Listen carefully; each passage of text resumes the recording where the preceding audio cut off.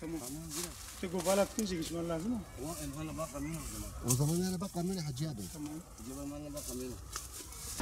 Batman ilimizde mısır tarımı biliyorsunuz işte Mart ayın başlarından itibaren başladı. Bugüne kadar çiftçilerimiz büyük bir emekle ter dökerek, büyük bir mücadele vererek, yorularak bugüne kadar geldiği hasada yaklaştık. Tahminen 15 gün sonra hasadımız başlayacak burada. Bizim bugünlerde mısırın fiyat piyasasının oluşturmasını bekliyoruz.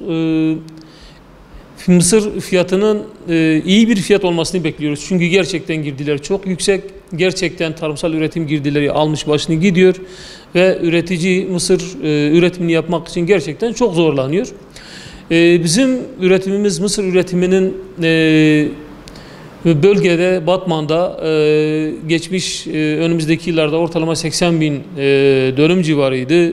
Bu da yaklaşık olarak 120 bin ton civarı bir rekolteye denk gelmekteydi. Ancak özellikle geçen seneki Mısır'daki %5'lik bir fiyat artışı, hatta daha az bir fiyat artışı nedeniyle ekim alanlarda biraz düşüş oldu. İşte 65-70 bin dönüme düştü.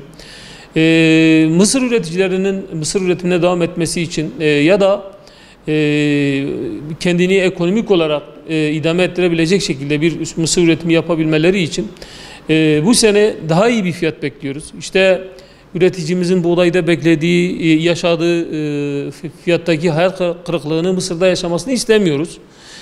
Çiftçimiz gerçekten öyle buğdayda ve geçen seneki mısır fiyatında yaşanan hayal kırıklığı bu sene de yaşanırsa mısır üretimi tümden bırakılacak. Çünkü çiftçi gerçekten üretim yapamayacak durumdadır. Dolayısıyla hasadımızın başlayacağı bir 10 gün sonra, 15 gün sonraki hasatta bereketli bir yıl bekliyoruz. Ama buna göre bir fiyat. Eğer fiyat geçen seneki gibi düşük hesaplanacaksa, buğdayda açıklanan fiyat gibi düşük hesaplanacaksa hiç hesaplanmasın.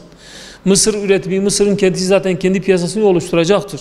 Bizim beklediğimiz fiyat çiftçilerimizle yaptığımız görüşmelerde 10.000 TL'nin altında olmaması gerektiğini düşünüyorlar. Onun dışında zarar edeceklerini ya da kar edemeyeceklerini. Dolayısıyla dediğim gibi açıklanacak bir fiyatın düşük olmaması, mısır üretiminin azalmaması için iyi bir fiyat beklentimiz var.